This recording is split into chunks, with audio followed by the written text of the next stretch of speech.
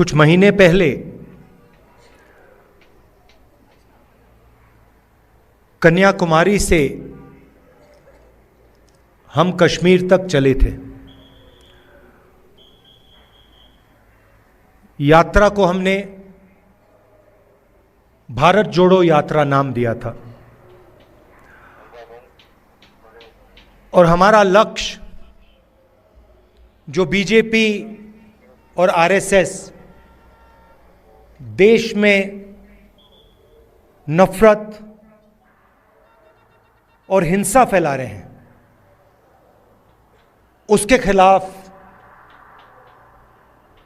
खड़ा होना, देश में भाईचारा, मोहब्बत फैलाने की हमने कोशिश की। यात्रा का मैसेज था, बहुत अच्छा नारा जो यात्रा में से निकला था, नफरत के बाजार में हम मोहब्बत की दुकान खोलने निकले हैं। और यही आपकी सोच है। पिछले दिनों में अपनी आंखों से मुझे यह देखने को मिला।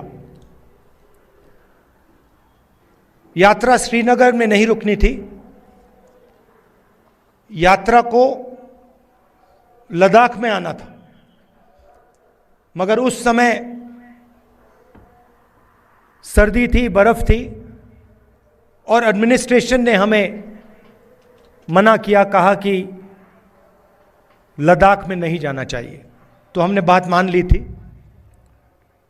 तो मेरे दिल में था और अभी भी है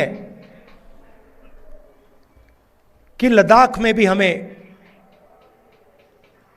वो यात्रा चलानी चाहिए। शायद छोटा सा पहला कदम लिया, पैदल नहीं गए, मगर मोटर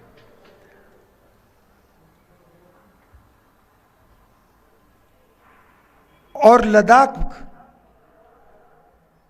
के कोने कोने में मैं गया,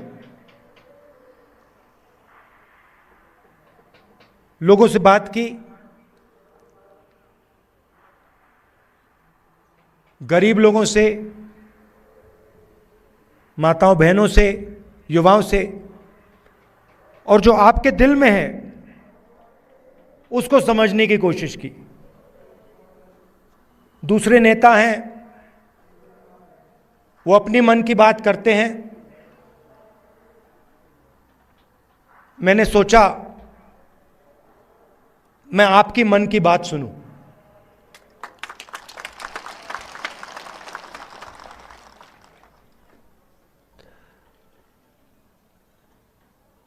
एक बात तो बिल्कुल साफ है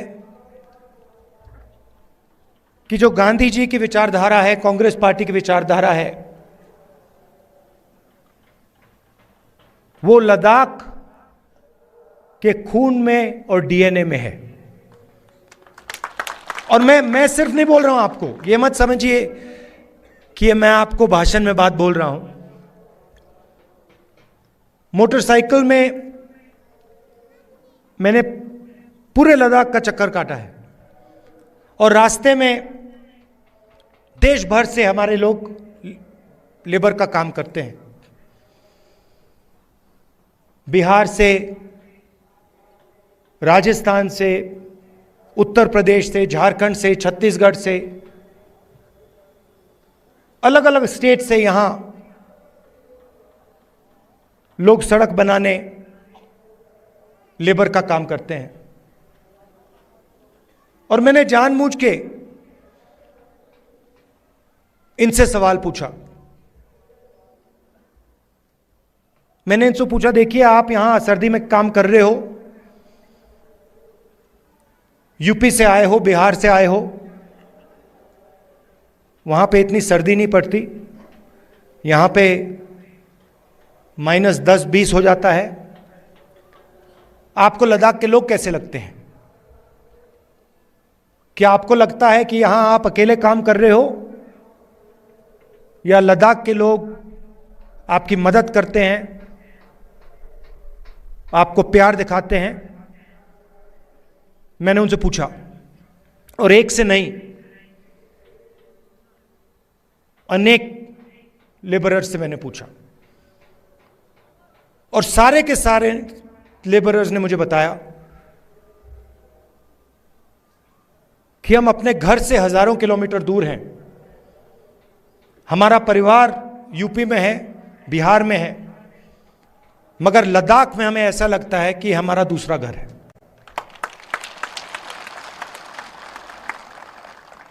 यहां पे जो भी कठिनाई होती है,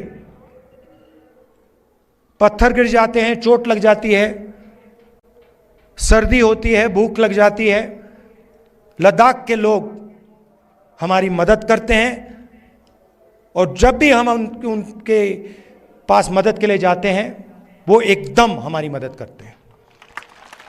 तो ये आपके डीएनए में है। आप एक साथ इज्जत के साथ बिना नफरत के रहते हो, और जो कांग्रेस पार्टी विचारधारा है वो आपके दिल के अंदर है। तो इस दौरे में आपने मुझे क्या बताया? सबसे पहले आपने बोला कि जो आपका रिप्रेजेंटेशन होना चाहिए, जो आपकी राजनीतिक आवाज होनी चाहिए, जो आपके लोकल गवर्नमेंट्स के लीडर होने चाहिए, वो आवाज आपकी दबाई जा रही है। आप जरूर यूनियन टेरिटरी बने, मगर आपके जो हक हैं, आपके जो अधिकार हैं, वो आपको नहीं मिल रहे हैं। ये आपने पहली बात बोली। दूसरी बात आपने बोली कि जो रोजगार के वायदे आपसे किए गए थे, वो वायदे झूठे थे, और लद्दाख के कोने कोने में अगर किसी भी युवा से बात की जाए, वो आपको कहेगा कि लद्दाख बेरोजगारी का एपिसेंटर है। तीसरी बात आपने बोली कि जो सेलफोन की कवरेज होनी चाहिए, जो कम्युनिकेशन का सिस्टम होना चाहिए, वो नहीं है। यहां शायद आपने लोकल एयरपोर्ट की भी बात की कि यहां पे आपका एयरपोर्ट है, मगर हवाई जहाज नहीं आता है। तो मैंने आपकी बात सुनने की कोशिश की, और कांग्रेस पार्टी आपके साथ खड़ी है, और आपकी जो स्ट्रगल है, चाहे वो आपकी जमीन का मामला हो, चाहे वो रोजगार का मामला हो, चाहे वो आपका जो कल्चर है, आपकी जो भाषाएं हैं, उसकी रक्षा करने की बात हो, हम आपके साथ एक साथ खड़े हैं।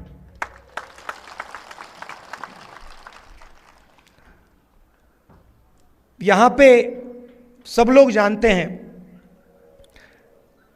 कि बहुत सारे नेचुरल रिसोर्सेज हैं।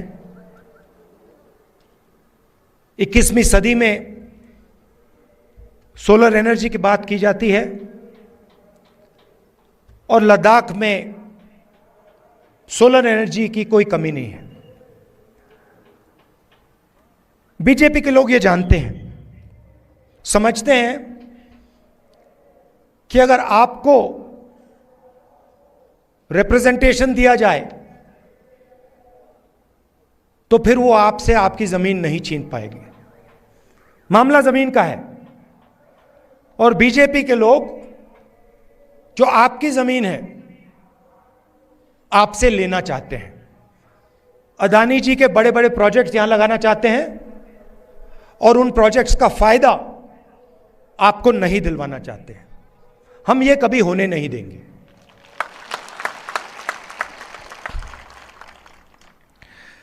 कांग्रेस पार्टी ने जो ले की एपेक्स बॉडी है,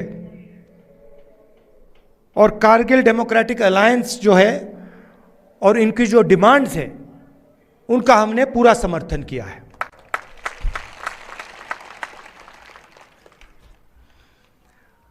आखिरी बात मैं आपसे कहना चाहता हूं, लद्दाख एक स्ट्रेटेजिक जगह है और यहां आने पर, खासतौर से जब मैं पैंगोंग लेक में था, तो एक बात बिल्कुल साफ है कि चाइना ने हिंदुस्तान की जमीन ली है। हजारों किलोमीटर जमीन हिंदुस्तान की चाइना ने हमसे छीनी है। और दुख की बात है कि हिंदुस्तान के प्रधानमंत्री ने ऑपोजिशन की मीटिंग में कहा कि हिंदुस्तान का 1 इंच किसी ने नहीं लिया है। यह सरासर झूठ है। लद्दाख का हर व्यक्ति इस बात को जानता है कि लद्दाख की जमीन चाइना ने हिंदुस्तान से ली है और प्रधानमंत्री जी सच नहीं बोल रहे हैं। और आपका जो रोल रहा है,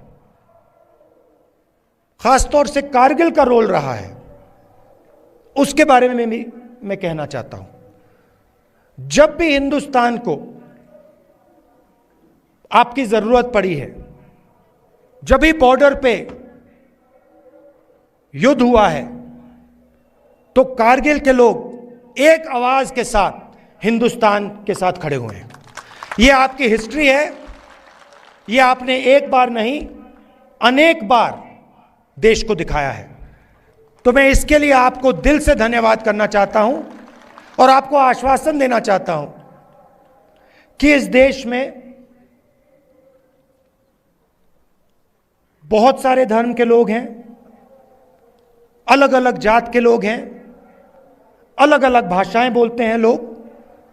हमारे लिए सब लोग एक हैं और इस देश में सब लोगों को इज्जत से, मोहब्बत से रहना चाहिए। आप यहां आए, आपने अपना कीमती समय मुझे दिया, इसके लिए मैं आपको दिल से धन्यवाद कहना चाहता हूं। और अंत में कहना चाहता हूं कि अब मैं लद्दाख के चारों ओर घुमा हूं और शायद यह हिंदुस्तान की सबसे सुंदर जगह है और